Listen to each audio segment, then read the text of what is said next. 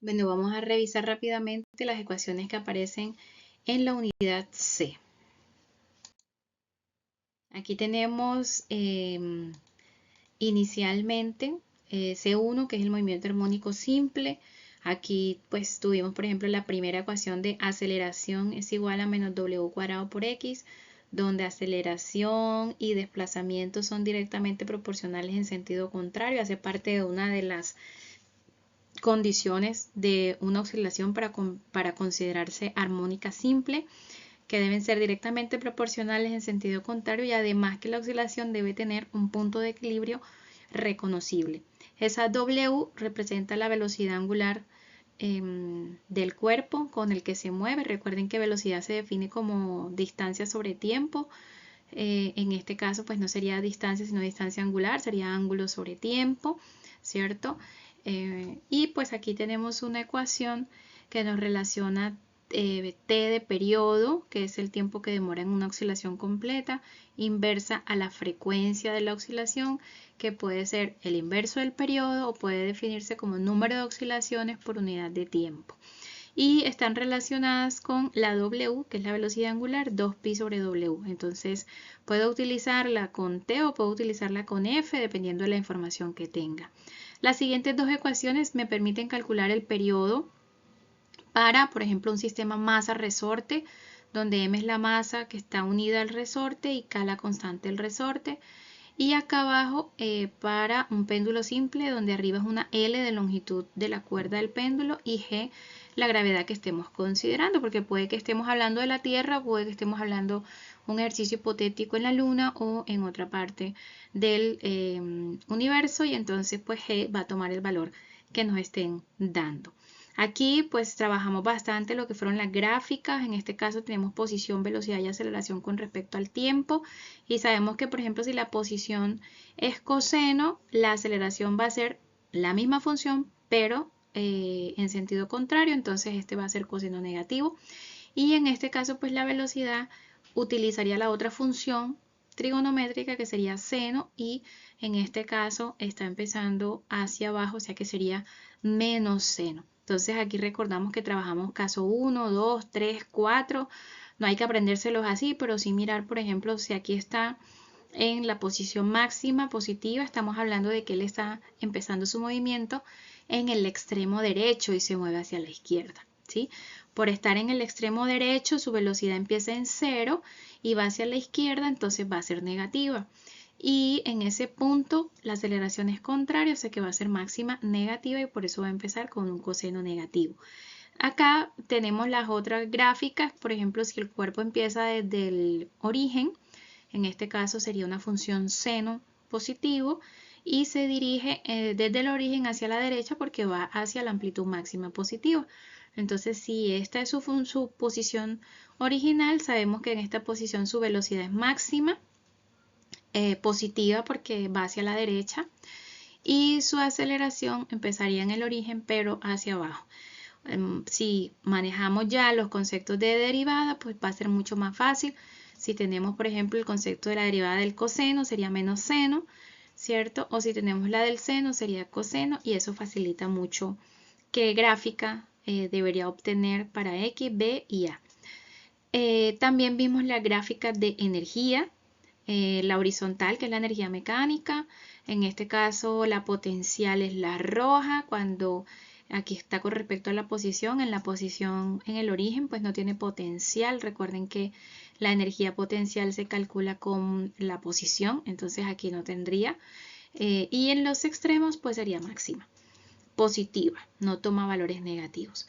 La cinética, que es la línea azul clarita, estamos viendo que en el centro es máxima, en los extremos es 0. Acá tenemos la gráfica de las tres energías también, pero con respecto al tiempo, y miramos que pues hacen oscilaciones todas en el eje positivo vertical, ninguna toma valores negativos. La verde es la energía mecánica, que es constante en todo momento, y las otras pues se van combinando. Importante recordar cómo son estas gráficas cuando se ha cumplido un periodo, entonces cuando es T medios, T cuarto o 3/4 de T, cómo es la gráfica, y vamos a ver el número de oscilaciones que se producen en un periodo para cada una de las energías. Em, También vimos, por ejemplo, la segunda parte. Bueno, voy a recordar acá lo de nivel superior, que aquí está la ecuación de posición, la de la velocidad. En este caso, si la posición está en función de seno, la de la velocidad sería coseno. O sea, estamos hablando de este set de gráficas que están acá.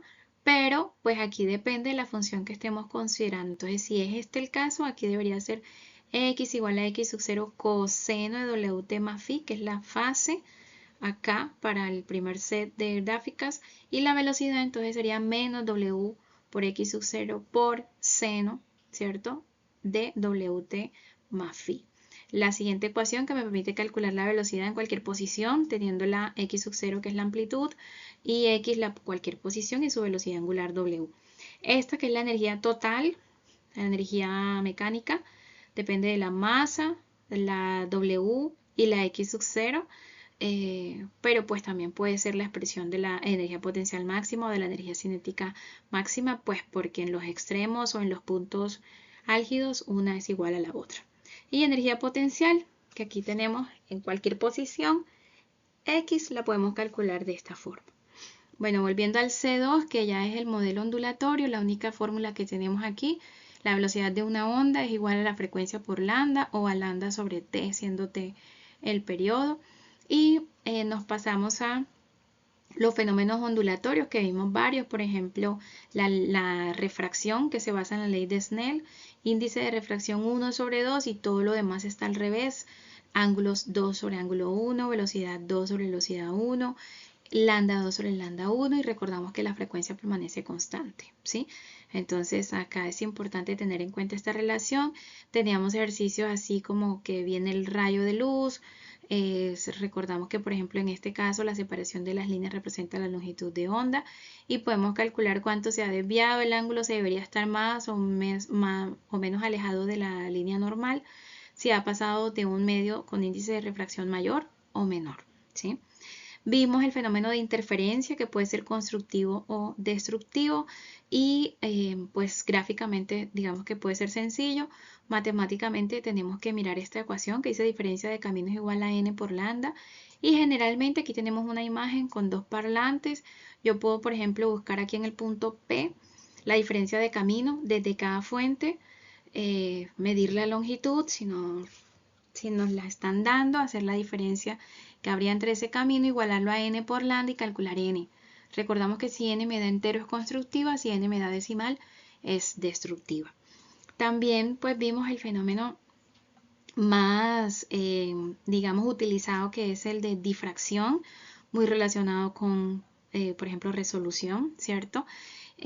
Aquí pues hay una foto del tablero en donde para el grupo de nivel medio se hizo un repaso completo de todos los fenómenos y recordamos un poquito como las características de la difracción. Cuando pasa a través de una sola rendija, obtenemos un patrón de difracción donde el centro es mucho más brillante que los otros, pero cuando tenemos, por ejemplo, dos rendijas, el patrón ya no es un patrón de difracción, sino un patrón de interferencia, porque por cada rendija sale una onda que interfiere con la otra y me produce franjas brillantes y oscuras.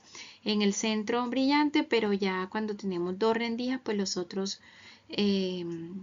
los otros picos pues también crecen un poco y también se ven más brillantes en ese caso, ¿sí? Entonces, para que nosotros podamos obtener una muy buena difracción, deberíamos tener, por ejemplo, la longitud de onda con un orden de magnitud muy similar al de el ancho de la rendija.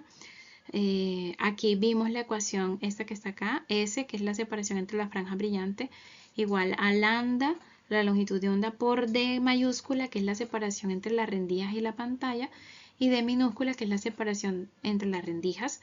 Y esta me permite mirar qué pasa, por ejemplo, con esa separación de franjas si la lambda aumenta o disminuye. Entonces, lambda y S son directamente proporcionales. Si aumento lambda, por ejemplo, si cambio mi onda de color, y puede ser, por ejemplo, si la tenía roja y la paso a verde o la paso a azul, ¿qué estoy haciendo con lambda? ¿La estoy aumentando o la estoy disminuyendo? Entonces, ¿qué debería observar en S?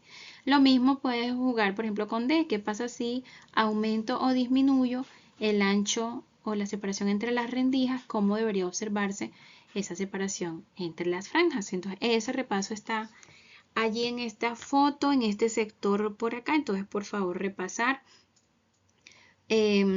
Pues también ustedes que investigaron, se volvieron pues expertos en este tema. Busquen el chico, por ejemplo, de nivel superior que explicó difracción. Esto estuvo muy detallado y se puede comprender bastante el fenómeno, entonces pueden buscar también tutorías de ese sentido. Aquí, por ejemplo, para terminar C5 está lo que es el efecto Doppler en luz, que es lo único que cubre para nivel medio y pues tiene que ver un poquito con los espectros, cómo leo los espectros. Entonces, en este caso, este es el espectro original, pero aquí estamos viendo las mismas líneas un poquito corridas hacia el rojo, que quiere decir que el objeto que estamos recibiendo su radiación se está alejando, pero aquí está el mismo espectro, pero corrido hacia el azul, lo que está indicando que se está acercando. Entonces puedo calcular, por ejemplo, con un cambio de frecuencia, la frecuencia delta de f sobre f o delta de lambda sobre lambda, y esto es casi que la velocidad de la fuente de luz sobre la velocidad de la luz, ¿sí? Y recuerden que este delta se calcula con la frecuencia que se percibe en la Tierra con la original, ¿sí? Bueno, esto es profundización de nivel alto. Entonces, alto también vence 5 el efecto Doppler para sonido. Y aquí están las fórmulas cuando la fuente está en movimiento y cuando el observador está en movimiento. Recuerden que el F' es la frecuencia percibida eh, por ese efecto Doppler, que es un cambio aparente en la frecuencia por el movimiento relativo entre las fuentes. Entonces,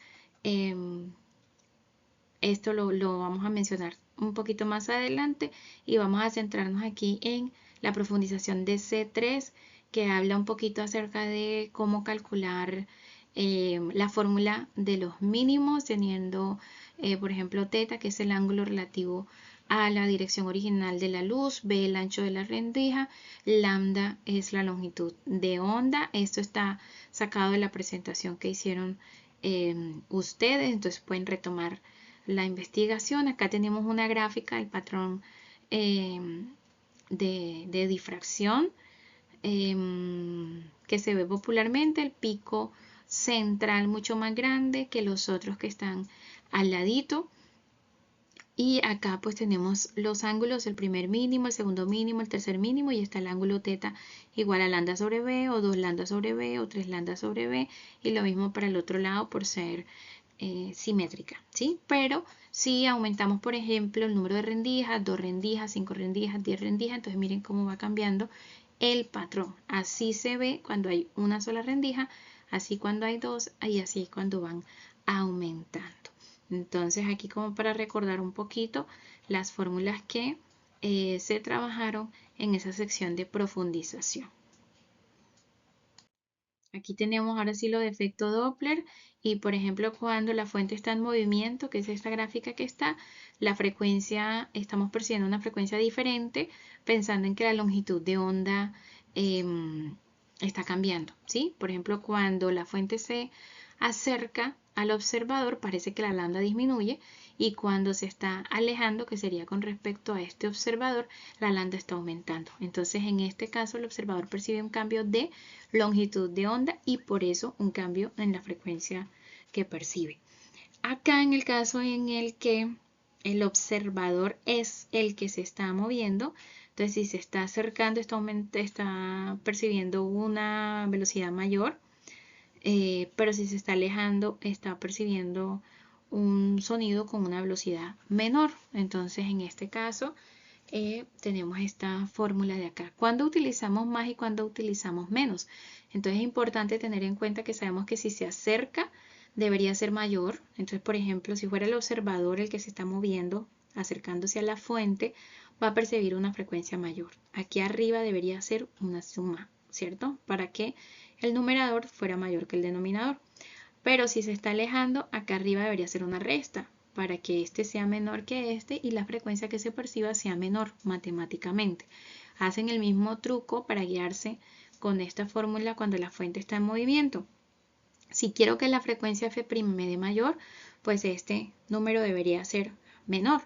Entonces, aquí debería ser una resta para que F' sea mayor y en ese caso la fuente estaría acercándose. Si le pongo una suma, quiere decir que este número va a ser mayor que el numerador y la frecuencia prima percibida va a ser menor. Parece un trabalengua, pero si lo analizan con calma, va a ser fácil de identificar. Bueno, hay un E4 que no aparece en el cuadernillo porque no tiene fórmulas adicionales, pero tiene que ver con ondas estacionarias y resonancia. Entonces aquí vimos, por ejemplo, nuestros sistemas reales amortiguados, la roja que sería el subamortiguado en donde se pueden hacer oscilaciones, pero su amplitud disminuye exponencialmente con el tiempo hasta detenerse. Tenemos un amortiguamiento crítico, que es esta moradita, que pues sale de su punto de equilibrio y trata de regresar y lo hace en un tiempo específico, pero está el sobreamortiguado, que es aquel que tiene demasiado fricción o rozamiento en el medio, que el objeto no es capaz de devolverse ni siquiera a su posición de equilibrio y quién sabe si lo logre porque la energía empieza a disiparse. Esto habíamos puesto el ejemplo como cuando sumergimos un sistema masa resorte, un sistema péndulo en agua, en aceite, en gasolina o en miel, ¿sí? Entonces ya le voy poniendo más amortiguamiento al medio y eso reduce pues el número de oscilaciones que se puedan hacer.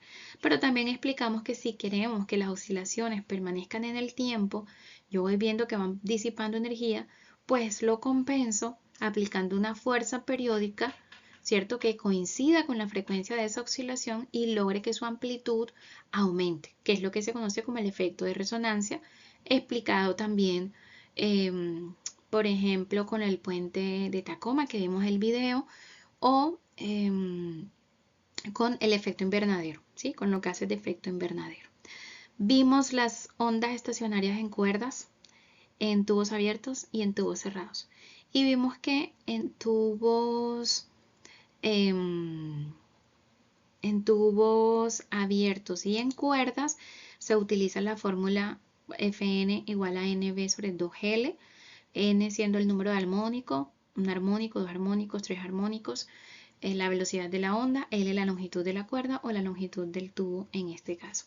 También hay una fórmula que no está aquí en la presentación, tampoco está en el cuadernillo, que es F sub n igual a N por F1, donde puedo calcular la frecuencia cualquiera de cualquier armónico, sabiendo la frecuencia fundamental multiplicada por el armónico que quiero. Recordamos que aquí se ven todos los armónicos, los pares y los impares, pero tenemos acá el tubo cerrado que es solamente funcionan los armónicos impares y que la fórmula en vez de ser 2 es un 4 en la parte de abajo, ¿sí? Entonces también tenemos acá arriba un cuadrito que lo compartí con todos ustedes, donde está la comparación de una onda estacionaria y una onda viajera normal, en aquella en que sí se transporta energía, pero que en la estacionaria no, por estar restringida en ese espacio de tiempo, ¿sí? Entonces pues esto es lo que corresponde a la sesión E del cuadernillo.